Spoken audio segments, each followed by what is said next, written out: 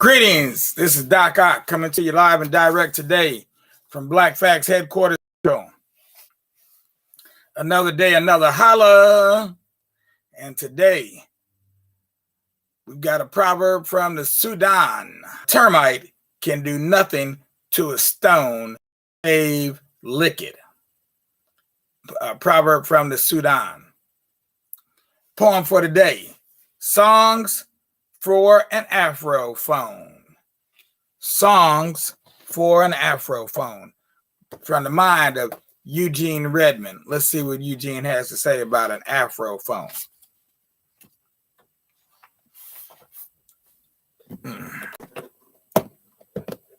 Words are pretty big, but I'm going to still put my glasses on. Yep. Just so I can see them a little bit better. Okay. Songs from an Afrophone for Daryl Redmond. Afrophone, voice in a veil, trumpet, Gabrieline, slavery's burial, threading the needle's slit, taming the weather's spit, tiptoeing on a straight pin's roof, through a soprano storm, on an alto wind blade, symbols of lightning climbing clouds, a basely thunder strung in the lands growing. The eye of the storm is a narrow hum, nodding hum. The wipe of the wind, a colossal laugh, flammable cough, as the footfalls of trillionth man flail the drum belly of the globe, flirt with a hum that is seasonal solemnity. Afrophone, tree trumpet, fluting, galaxial voices, cosmo, horn and urn calling, leaf, reed and lyrical, reed, leaf and miracle, fantasy and finale of man forced, danced through wooden lips, through gravel jaws, across river tongues, up from lake larynx, with mountain magic churning stone to stereo coolness in the hollow between these global titties, between these global ditties, that from the Afrophone stream, that from the Afrophone scream, that from the Afrophone strike, strum fire, blast in the furnace of the sun. Blast in the furnace of the sun. Songs from an Afrophone. Moving on. Now we come to the next section in our daily reading. I'm going to keep these on. From the book, Doing It the Hard Way, the unpublished manuscript or autobiography of Dr. Edward W. Crosby, Reflections on the Life of Dr. Edward W. Crosby. So we left off last time when our family had returned to Hiram, Ohio. And Dr. Crosby tells his wife that he would wait to see what this providential teaching assignment at Hiram would bring. And then we would together make a decision. I met my assigned class immediately after the interview. The class had one black student in it, who I later learned was from Cleveland and who surprisingly had been babysat by my wife, Shirley, when she was in high school. Dang, talk about your kismet. The students in general were like all students I had had the privilege to teach at Kent. I was especially appreciative of the smallness of Hiram, for at the time it enrolled only 500 students, which made it much larger than its host village that had nearly 300 people in the village. Consequently, my class size was relatively small, and in a week or so, I got to know all of the students by their first names. I was also appreciative of being introduced for the first time to educational innovation on the collegiate level. Hiram's innovative approach to education would open my mind to the development of innovative practices later when it came to my educating, and wait for it, young people at other colleges and universities. I settled in thinking I had finally found my potential professional teaching niche. When I returned home after a day of teaching, I discussed with Shirley what I had planned to do when my tour of duty ended. I wasn't going to just walk off the campus once the assignment ended, for two things that happened during the period I taught. Unfortunately, Dr. Mikey died. The position he had filled and I had just taught as his substitute successfully was now wide open. Moreover, a Spanish instructor had resigned to take a position elsewhere. So, since I owed Dean Prim a parting thank you for his being willing to give me a chance to fill in for Dr. Mikey, I arranged an appointment with him. When we met, not only did I thank Dean Prim profusely for the opportunity he had granted me, he responded telling me he had learned from my students that I was a good teacher and that they liked the way I handled the German class, especially since I had been pressed into service. That was very good news, for it allowed me now to open the door Shirley and I had discussed. I told him how much I enjoyed teaching in their intensive model, for it allowed me to get to know my students, and conversely, they could get to know me. I also reminded him that he and Hiram College had lost two good faculty members, one in German and another in Spanish. I went on to say, with me, Dean Prim, you will be able to fill both positions and only have to expend one salary, for I could teach both German and elementary Spanish. With that declaration, I noticed I had struck home. The dean then asked me if I had any employment prospects. I told him yes. I had just received an offer from Lincoln University in Missouri. The salary offer was $4,500. I went on to say, if you would like, I'll gladly send you a copy of the offer. The dean said, thanks, do that. I shook his hand, thanked him again, and left. As soon as I returned home, I immediately had President Dawson's Lincoln University offer photocopied along with my transcripts and mailed these documents to Dean Prim at Hiram. It was the end of the academic year. A few weeks later, I received a call from the dean's secretary when I'd be free to come to Hiram for an interview with the head of Hiram's language division, Dr. M.C. Morris, who had just returned from Germany. It was his recommendation, I'm certain, that would finalize Dean Prim's decision to offer me a teaching position at Hiram College. He decided affirmatively.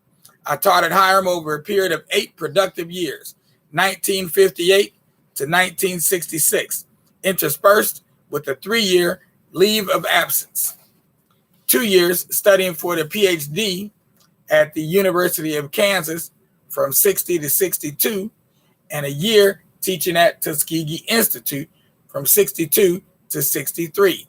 The time my wife and I spent in Hiram provided us a learning experience we couldn't have received any place other than at Hiram.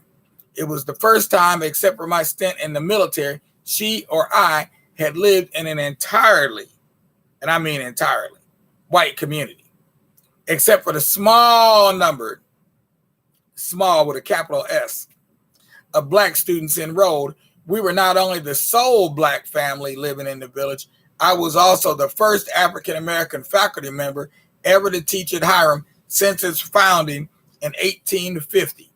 We were also going to live in a town without any color, everywhere, alone, separated, for the first and only time in our lives together, which now expands to more than 58 years. This was written a few years ago, so they're well over 60 now. Fortunately, our relatives and our parents and other relatives were still in Cleveland, only 30 or so miles away. In order to commune with black people in Hiram, my wife and I looked to Hiram's black students. We began inviting them and their parents to our home, when on occasion they happened to visit their children. Also, during some summers, when I had to return to KU to complete my dissertation on the Meringen, a German version of Sir John Mandeville's travels.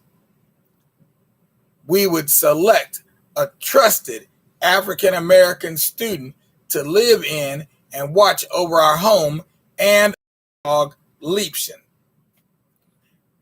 our German Shepherd. Obviously, what else would I have but a German Shepherd? While we were gone, we didn't really think our home wouldn't be safe. We were really building our trust factor with these students, a trust that has continued for some of these students to this very day and has been installed on other campuses where I've taught. I don't intend by saying Shirley and I depended entirely on Black students for social comfort, that we were ostracized from social intercourse with Hiram's white faculty and staff. Indeed, the obverse was actually the case. We were invited to dinners at faculty members and administrators' homes. However, we did not reciprocate in kind. Our invitations consisted primarily of inviting individuals or pairs of faculty and staff members to watch basketball or football games. Our residence in the Plum Ridge apartments was small, and we deemed it unfit for other types of gatherings. And we needed time to acclimate ourselves to our social environment. We did, however, have close friendships and collegial relationships with the French, German, and Spanish language faculty, and especially with Hale Chatfield, who taught English and had consulted on the posthumous publication of Henry Dumas' poetry and short stories in collaboration with Eugene Redmond, a poet who taught with Dumas and me at the Experiment in Higher Education. Ralph Sabula was another Hiram colleague, a close friend of Chatfield's. Ralph's wife, Jean, taught German, and they were a couple to whom Shirley and I were very close. Ralph taught psychology. Our experiential teaching device of clothing ourselves with our students was germinated, and we utilized it on every campus where I taught thereafter. To remedy the situation of separateness, Shirley and I had established an outreach tradition that allowed us to be one with students, Black and white.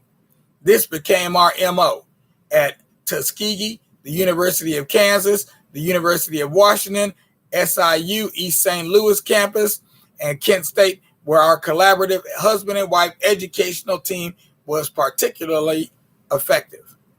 A fitting example of how it worked was when I teamed with the former Kent State classmate, Don Henderson, who was teaching Soc at the University of Akron, and subsequently in 1967 established with Hyman Frankel and me Southern Illinois University's Experiment in Higher Education. Don later became the vice president and provost of the University of Pittsburgh. Professor Henderson had joined with some Akron U students and faculty in combination with the Akron Community Service Center and Urban League's executive director, Vernon Odom, to create the Akron Summit tutorial program. I joined this program at Don's invitation and recruited some of Hiram's students, Black and white, and drove them in a Hiram College passenger van the 20 or 25 miles to Akron every Monday and Wednesday evening so they could participate in tutoring some of Akron's low-income Black and white youth. This became a very fruitful association with Hiram students and led to their forming a student association to continue the promotion of similar groups. Another lesson learned at Hiram that I used later was Hiram's capstone course that was introduced just before I left to study at the UK, University of Kansas. This course recognized that Hiram's undergraduates seldom had an opportunity in the college's academic matrix to step back, think about what they had learned, during their 4 years at Hiram and search for the separate courses, connections, the holism inherent in them, despite their disjointed delivery in the various academic subject matter areas and departments. Indeed, my team teaching this capstone was an experience I never forgot. In fact, I kept recalling it after I had moved on each time I was asked to teach an exploratory course, a course that had never been taught before, as was the case at Hiram. Previously, I had always backed out, afraid of exposing an inability and insecurity I feared I had.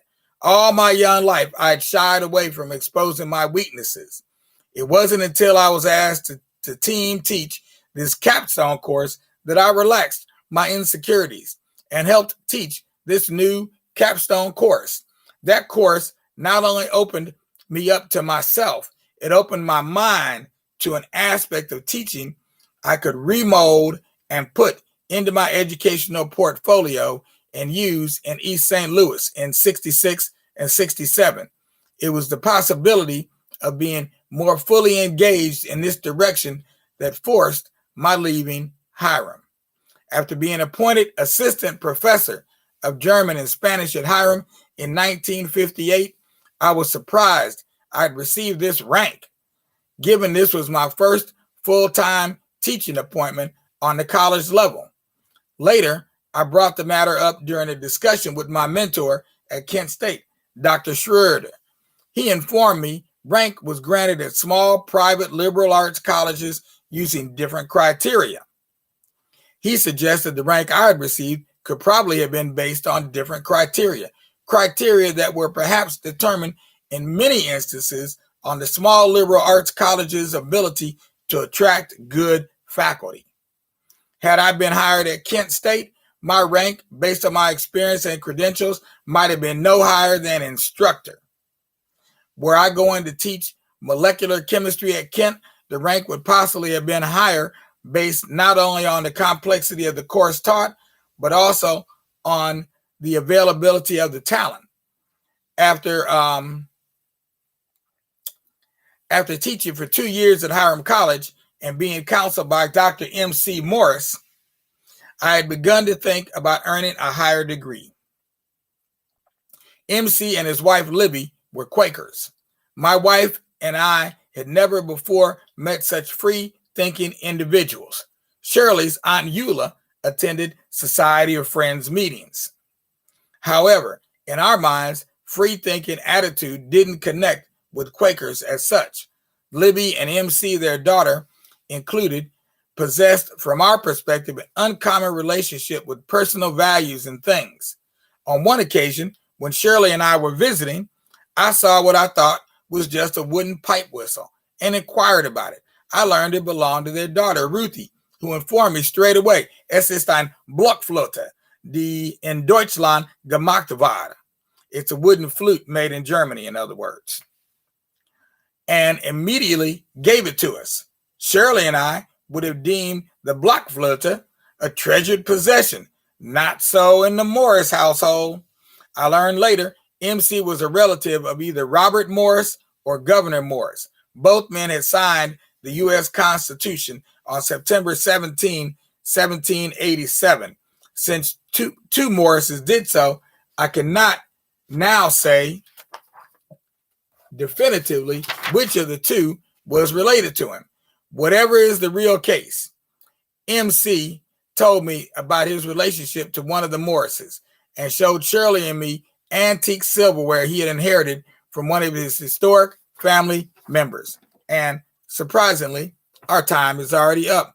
We'll recap on this tomorrow. We'll start right there. And surprisingly, this story that he tells here in writing tracks very closely with the video he did with Dr. Dorsey some years prior to beginning to write his autobiography. It might not have been that many years. It may have been only a couple of years. I think he did the video in about 2005 or so. But it does track very, very closely because I remember this story about the Blockflöte. But he told it a little bit differently at the time. He said that being Quakers, the Quakers don't really value things as much as they do people. And so if you go into a Quaker home and say you like anything, the next thing you know, they'll be handing it to you to take out the door with you. So people over things, very different than most of us who treasure our things more than the people that we know. So just an aside there. Meanwhile, let me go ahead and wrap this up. This is Doc Ock signing out at noon on November 23rd, I believe today is, right? November 23rd. We're moving along. 1 month before the big day. I won't say this, you already know. Okay. So, and meanwhile, you can deliver your Christmas present to us here early by just tapping the link below. If you're looking out at it, if you're watching this on Facebook, if you're seeing this on YouTube, go ahead and website www.blakfacts.org. Go ahead and make a donation there. Either way, you will make our day, and we hope we've made yours too. Peace out. We'll see you tonight at 9. This is Doc Ock at noon and 9, signing out.